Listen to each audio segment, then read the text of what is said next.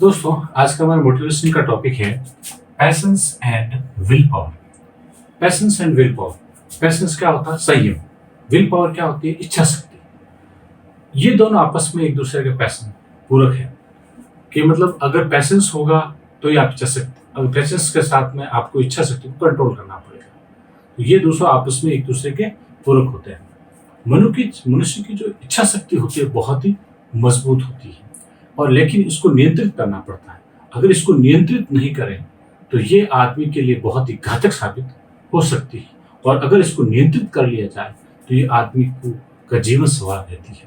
तो इसलिए इस इच्छा शक्ति, विल पावर को कंट्रोल कैसे किया जा सकता है? पैशंस के द्वारा। और पैशंस होगा तो आपका विल पावर भी बढ़ेगा। तो एक दूसरे के ये पूरक होते हैं। अच्छा, जो इसके बारे में डीपली चल रहे हैं,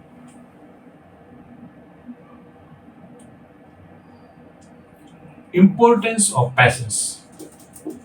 इंपॉर्टेंस ऑफ पैशंस। पैशंस का इंपॉर्टेंस क्या है? Importance of patience. पैशंस का इंपॉर्टेंस क्या है? जैसे मन को नियंत्रित करना ही जीवन में सबसे बड़ा जरूरत होती है, क्योंकि मन चंचल होता है। ये हर समय इधर उधर भटकता रहता है। 2 मिनट पहले आप चाहते हो कि मैं प्रधानमंत्री बन जाऊं, 2 मिनट या क्षण भर बाद में आप चाहते हो कि मैं कलेक्टर बन जाऊं, कभी आप चाहते हो कि मैं अमेरिका का प्रधानमंत्री बन जाऊं। तो मन लगातार आपको घुमाता रहता है।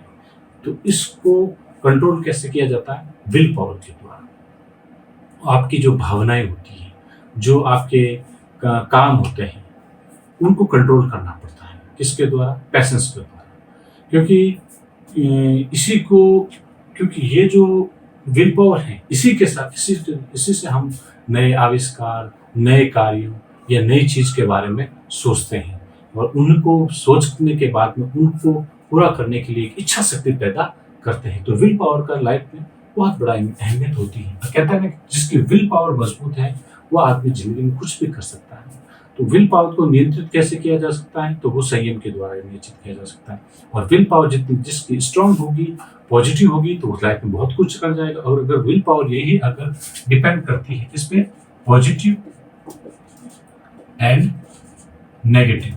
आपकी डिपेंड करती है पॉजिटिव विल पावर है या नेगेटिव, इस पर डिपेंड करता है कि वो आदमी क्या कर लेगा।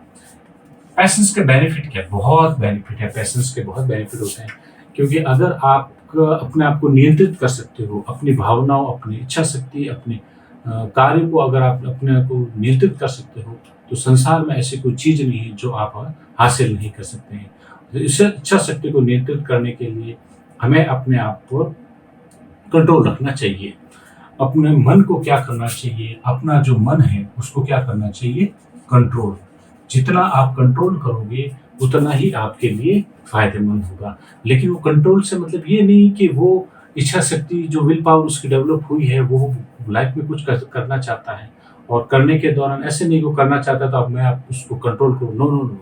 कंट्रोल से मतलब ये है कि अगर आप गलत दिशा में जा रहे हो, आपका लक्ष्य ये है और आप गलत डायरेक्शन में जा रहे हो, तो उस समय आपको अपने पैशंस के द्वारा इसको कंट्रोल, विल पावर को कंट्रोल करना होता है। हेल्थ एंड पीस, मतलब संयम से हमें मानसिक और शारीरिक स्वास्थ्य को बनाए रखने में मदद मिलती है। ये हमें स्थिर और शांतिपूर्ण बनाता है। कौन?